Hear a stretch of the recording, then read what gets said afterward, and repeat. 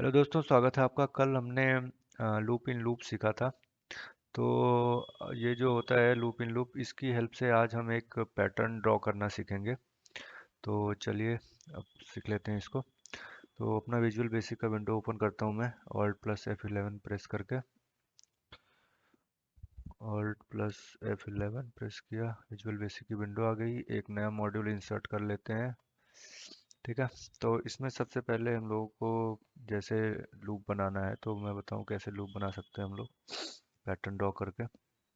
तो pattern draw करने के लिए या तो हम लोग इसको ऐसे स्टार कंट्रोल सी, या तो यहाँ पे हम लोग ऐसा लूप बना के देख सकते हैं। ठीक है। या फिर हम चाहते हैं कि अपना कॉलम में भी आए वैल्यूज, खाली रो रो में ना रहे वैल्यूज, तो ऐसा लूप बना सकते हैं। और चाहते हैं कि अगर दो दो हमारा ये रोज कॉलम्स डिक्रीज होते रहें, जैसे पहले में 5 कॉलम्स लिए हमने, दूसरे में फिर 3 कॉलम्स, और तीसरे में 1 कॉलम लिए, तो ये कैसे पैटर्न ड्रॉ करेंगे। और मान लीजिए एक एक अपने को छोड़ना हो खाली कॉलम, ऐसे वाला अगर लूप ड्रॉ करना है हमें, तो ये वाला लूप कैसे ड्रॉ करेंगे ये भी देखेंगे हम लोग। ऐसे वाला लूप अगर ड्रॉ करना है तो कैसे कर सकते हैं। चलिए फिर स्टार्ट करते हैं अपना पहला एग्जाम्पल से। ये पहले एग्जाम्पल में हम लोग क्या करते हैं, हम ले लेते हैं मैक्रो का नाम सब। सब पैटर्न नाम लिख देते हैं, क्योंकि सब लूप के हिसाब से ही हम लोग पैटर्न बनाएंगे उसकी हेल्प से। और पहला हम लोग अपना वेरिएबल ले लेते हैं डिम कॉलम, क्योंकि अपने को पहले कॉलम वाला पैटर्न बना के देखना है। कॉलम एज वेरिएंट लेने से फ़ायदा ये है कि ऑटोमेटिक डिटेक्ट कर लेगा कि कौन सा ये वेरिएबल है। और ये लेने के बाद हम लोग अपना फॉर नेक्स्ट लूप स्टार्ट करते हैं। नेक्स्ट लूप के लिए स्टार्ट करने के बाद ओके किया। यहाँ पे इसकी स्पेलिंग गलत लिख दी है, इसलिए ये मैक्रो का नाम नहीं दिखा रहा है। ये बीच में ले आया, इसको कंट्रोल एक्स करेंगे। यहाँ पे कंट्रोल वी किया, ये आ गया। ये फॉर नेक्स्ट लूप हमने स्टार्ट कर लिया। फॉर नेक्स्ट लूप को क्लोज करने के लिए यहाँ पे लिख देंगे नेक्स्ट कॉलम, और यहाँ पे लिख देंगे फॉर, नेक्स्ट नहीं आएगा, कॉलम इक्वल्स टू 1 to 5। क्योंकि आप देखो ये मैंने कॉलम वेरिएबल लिया, आप कुछ भी ले सकते हो। मैंने क्योंकि कॉलम की वैल्यू डिफाइन कर रहा हूँ, इसलिए कॉल करके ले लिया। तो ये 1 to 5 तक वैल्यू जिसमें डाल देगा। ठीक है। और इसके बाद फिर अपने को वैल्यू स्टार चाहिए ना, तो हम लोग लिखेंगे सेल्स। और यहाँ पे अपने को रो भी डिफाइन करना पड़ेगा, तो एक वेरिएबल और लेना पड़ेगा रो। और ये कॉलम, क्योंकि नेक्स्ट वाला कॉलम होता है, डॉट वैल्यू। क्या वैल्यू चाहिए आपको, तो मैं एक टेक्स्ट डिफाइन कर लेता हूँ, स्टार वैल्यू चाहिए मेरे को इन सभी 5 कॉलम्स में। ठीक है। और रो तो हमारी एक ही रहेगी। ठीक है। तो फिर इसको रो का भी वेरिएबल डिफाइन कर लेते हैं हम लोग। यहाँ लिख लेते हैं डिम रो एच वेरिएंट, और यहाँ पे रो की वैल्यू डिफाइन कर देते हैं rho equals to 1। Rho equals to 1 इसलिए लिखा है क्योंकि रो तो अपनी सेम ही रहेगी, खाली कॉलम कॉलम चेंज होगा। तो कॉलम की वैल्यू मैंने लूप के अकॉर्डिंग डिसाइड कर दिया। तो इसको एक बार रन करके देख लेते हैं। ये मैंने F5 प्रेस किया, ये देखो सभी पांचों में आ गया ये। ठीक है। एक बार इसको 1 by 1 करके रन करके देखते हैं। F8 प्रेस किया मैंने, ये रो 1 में आया, ये वेरिएबल देखा है इसने कॉलम। अब यहाँ पे देखो रो की वैल्यू 1 आ रही है, क्योंकि यहाँ से 1 पिक कर लिया इसने। और कॉलम की वैल्यू भी 1 आ रही है, क्योंकि हमारा लूप स्टार्ट हो गया कॉलम वाला।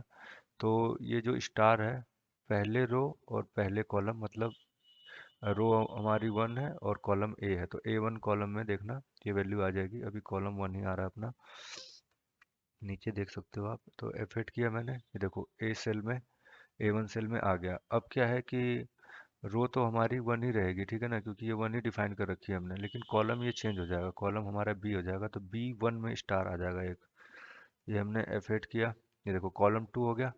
ठीक है, कॉलम वहाँ पे चेंज कर दिया उसने जैसे ने लूप चला हमारा, ये कॉलम 2 में आ गया हमारा। ठीक है, रो हमारी सेम ही रह रही है, हर बार 1 ही रह रही है, कॉलम 2 हो गया। अब एक बार और लूप रन कराएंगे तो ये हमारा देखो ये 3 हो गया ये कॉलम, यहाँ पे आप देख सकते हो जहाँ पे मेरा कर्सर है। और C1 इसमें देखोगे ये स्टार आ जाएगा क्योंकि ये कॉलम फिर चेंज हो गया, तीसरा कॉलम आ गया। ये देखो ऐसे ही फिर चौथा और ऐसे ही पांचवा। ठीक है, ये तो हमारा एक एग्जांपल हो गया। अब हम क्या चाहते हैं कि अब हमारी रो भी चेंज हो। ठीक है, और कैसा पैटर्न बने, अब हम चाहते हैं कि तीनों में ये स्टार स्टार स्टार आ जाए। तो उसके लिए क्या करना पड़ेगा अपने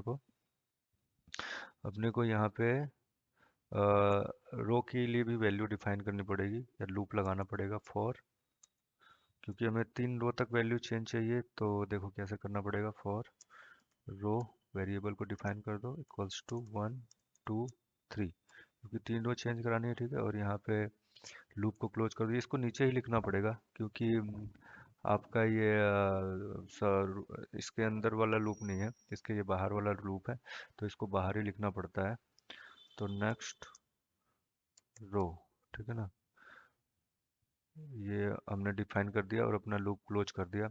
अगर इधर लिखोगे नेक्स्ट रो तो ये फिर ये एरर बताएगा, तो इसलिए हम लोग इसको लास्ट में लिखेंगे क्योंकि हमारा ये अपर साइड वाला लूप है और ये इनर साइड वाला है। तो पहले इनर वाला लूप रन होता है, ठीक है ना, आपको जैसे पिछले वीडियो में बताया था मैंने, अगर आपने देखा हो कि पहले आपका ये इनर वाला लूप रन होगा फिर ये इसके जस्ट आउटसाइड वाला लूप रन होगा। तो क्या होगा, सबसे पहले ये रो में आएगा, तो रो की वैल्यू 1 चेंज कर देगा, तो पहले रो में आ जाएगा ये।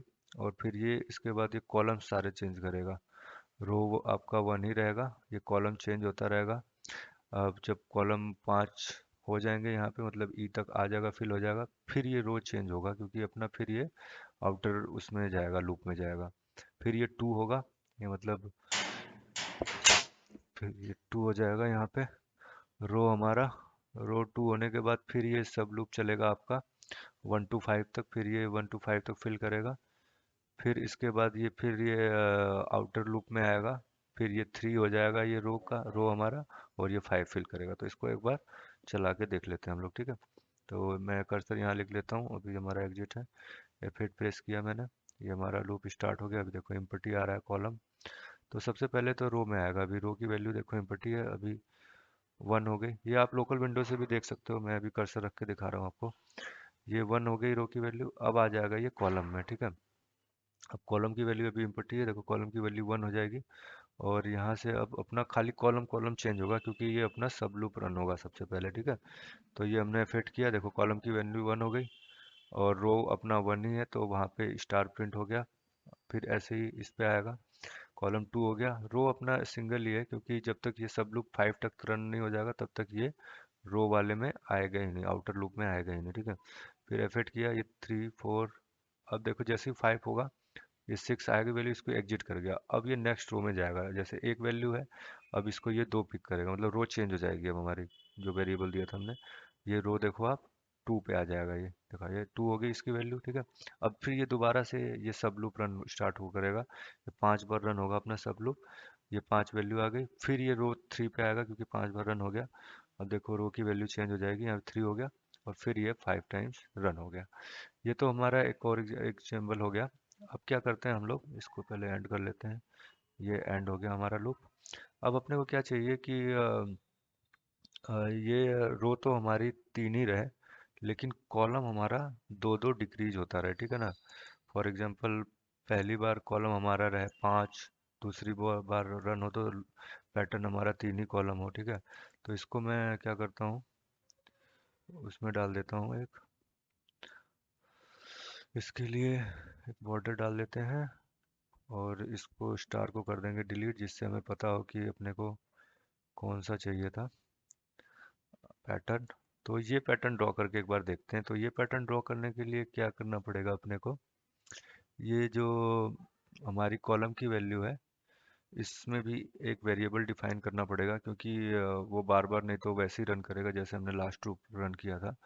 और यहाँ पे क्या करते हैं, एक और वेरिएबल ले लेते हैं, डिम एम एच वेरिएंट। ठीक है, ये वेरिएबल ले लिया हमने और यहाँ पे हम लोग m की वैल्यू डिफाइन कर देते हैं, m इक्वल्स टू 5।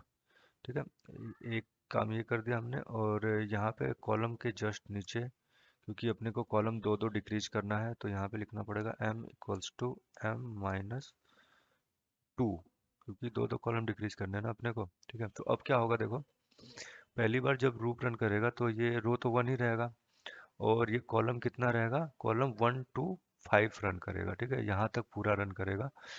और जब नेक्स्ट ये 5 इसका एंड हो जाएगा तो ये नेक्स्ट पे आएगा, तो यहाँ पे m की वैल्यू ये 5 से 3 कर देगा। ठीक है, फिर ये रो 2 रन होगा अपना, ये 2 रो में आप पहुंचेगा, तो यहाँ पे m की वैल्यू 3 हो जाएगी। तो ये सब लूप जो है अपना 3 टाइम्स ही रन करेगा, मतलब 3 कॉलम्स तक ही रन करेगा। फिर जब ये सब लूप एंड होगा तो फिर ये रो पे आएगा, थर्ड रो पे आएगा। थर्ड रो पे आने से पहले क्या होगा, m की वैल्यू दो और चेंज हो जाएगी, और ये हो जाएगी 1, मतलब कि ये खाली वन वन टाइम ही रन करेगा, जो ये सब लूप हमने क्रिएट किया हुआ है कॉलम वाला। ठीक है ना, क्योंकि कॉलम की वैल्यू हम चेंज कर देंगे। दी है यहाँ पे m डिफाइन कर दिया वेरिएबल। तो अब इसको रन करके देखते हैं कि ऐसे पैटर्न में आता है कि नहीं आता। ठीक है, को F8 किया हमने, ये हमारा स्टार्ट हो गया, रो 1 ले लिया, m की वैल्यू 5 हो गई। यहाँ पे देखो m की वैल्यू अभी एम्प्टी दिखा रहा है, जैसे क्लिक करेंगे 5 हो गई। और रो की वैल्यू हमारी देखना यहाँ पे 1 हो जाएगी, और कॉलम की वैल्यू क्योंकि m हमने 5 डिफाइन कर रखा है, तो पहली बार तो 1 ही रहेगी, और ये 5 टाइम्स रन करेगा यहाँ पे।